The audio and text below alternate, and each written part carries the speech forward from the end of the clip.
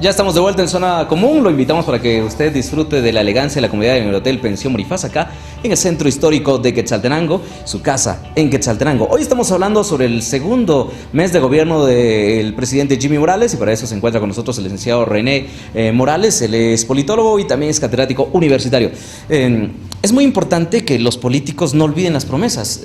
¿Cómo has visto ello? Porque ellos están hablando sobre un eslogan que fue hasta de burla y chiste en otros países, ¿no? Donde decían, en un país el político está prometiendo ni corrupto ni ladrón, y de repente ahora las promesas que él hizo al hablar de que no iba a permitir que otros diputados se pasaran a su partido, y en estos primeros meses la bancada se llena de otros diputados que eran de otros partidos, y pareciese que hay un distanciamiento entre la bancada oficial en el Congreso y el presidente. ¿Cómo ves todo esto?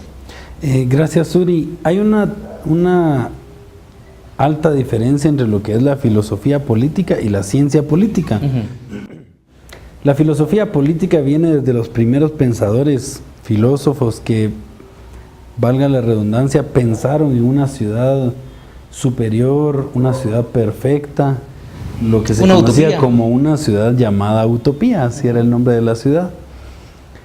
Posterior a ello, muchos siglos después, un pensador y filósofo político funda por medio de sus ideas lo que es la escuela de las ciencias políticas.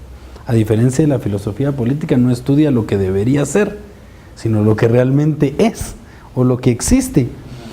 Y fíjate que qué interesante es tratar de analizar el lema que propuso el presidente Jimmy al decir ni corrupto ni ladrón, contraponiéndolo a una frase que utilizó Iván Velázquez, el director de la CICIG, el día de hoy por la mañana.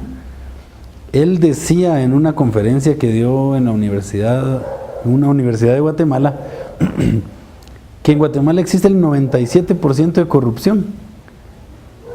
Y Jimmy diciendo que pretendía hacer un gobierno que no fuera ni corrupto ni ladrón. Él era el 3%. pero digamos que fuera del 3%, tratemos de imaginarlo así. ¿Cómo hace un presidente o un gobierno para cambiar al 97% de la población en su actuar? Porque todos los guatemaltecos somos corruptos por ser parte de un sistema corrupto, Uri. Estoy pasando por encima de muchas personas que dicen no serlo. Exacto. Y que probablemente llegáramos a decir que se profesan no corruptos, digamos el 50 o el 60% de los guatemaltecos. Es interesante porque la corrupción no es solo del gobierno, ni tampoco de los funcionarios de las instituciones. Todos los guatemaltecos jugamos un papel dentro de un sistema. Y el eslogan de Jimmy, digamos, en comparación con la declaración de hoy en la mañana del director de la CICIG, deja en claro que si él realmente quiere cambiar la realidad del gobierno para que no sea corrupto, debe trabajar muchísimo en fortalecer la transparencia y la lucha contra la corrupción en medio de la sociedad, no solo del gobierno de Guatemala. Porque si estamos sustituyendo a un gobierno por otro con mismos guatemaltecos, estamos diciendo que el gobierno no puede cambiar si los guatemaltecos no cambian, o no cambiamos, mejor dicho. Y el 80% de los funcionarios se quedan, ¿no? O sea, solo sale la gente de elección popular, pero el 80% de la misma organización continúa en el mismo lugar. Y date cuenta el primer problema que tuvieron los de la Junta Directiva del Congreso, al darse cuenta, o al, como decían los medios de comunicación, al destapar la olla y decir que habían muchísimas plazas fantasma en el Congreso, y tratar de cambiar solo esa lucha en contra de un sindicato, de una institución. Así como hay muchísimas personas que, digamos, hoy devengan un salario en una plaza pública y que realmente no existe esa plaza. Únicamente hacen el cobro. Bueno, ¿para qué estamos poniendo ejemplos? Ya todas las personas lo sabemos. Por eso te repito, la corrupción es un mal enraizado en toda la sociedad, no solo en el Estado. Hay corrupción en las universidades, hay corrupción en los colegios, hay corrupción en las iglesias. En los deportes. Hay corrupción en el deporte, hay corrupción, en fin, tenemos todo un sinfín de instituciones en donde los guatemaltecos estamos jugando un papel de corrupción. Lo mismo se mencionaba en Colombia, cuando el presidente Álvaro Uribe llegó a la presidencia. Iván Velázquez estaba como jefe del Ministerio Público en Colombia, donde decían que era alrededor de un 94-95%, estaban un poco peor que nosotros, ¿no? Pero luego del presidente Álvaro Uribe, los mismos comisionados, ellos indican de que desciende a un 57% la corrupción. O sea, ¿qué es lo que hizo Álvaro Uribe que a lo mejor debería hacer el presidente Jimmy Morales?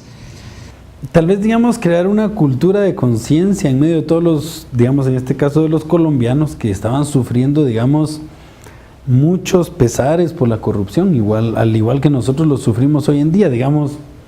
Tenemos el caso de muchas investigaciones que ha hecho la CICIG y han descubierto muchísimos procesos de corrupción y estructuras criminales, digamos.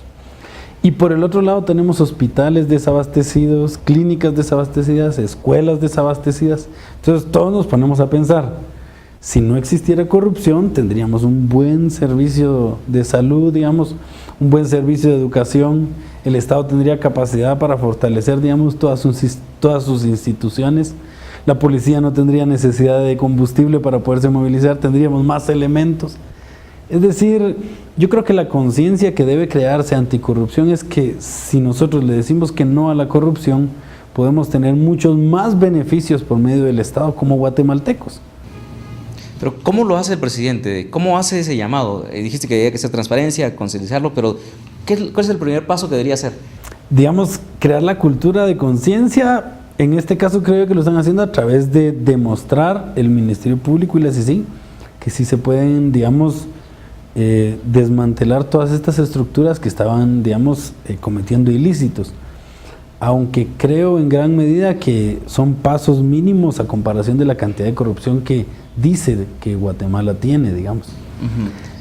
Necesitaríamos, creo yo, seguir fortaleciendo a la CICIG. Claro que es muy importante que la CICIG haya establecido una oficina próximamente en Quetzaltenango, porque eso, a mayor presencia de las instituciones, menor cantidad de corrupción, incluso hasta por temor, ¿verdad? Volviendo a eso, la CICIG es muy importante. Los guatemaltecos creemos que la CICIG es correcta, pero ¿será que es demasiado correcta? Porque es una institución fuera del país que está viniendo acá y pareciera que nosotros no podemos desarrollarnos nosotros mismos como guatemaltecos.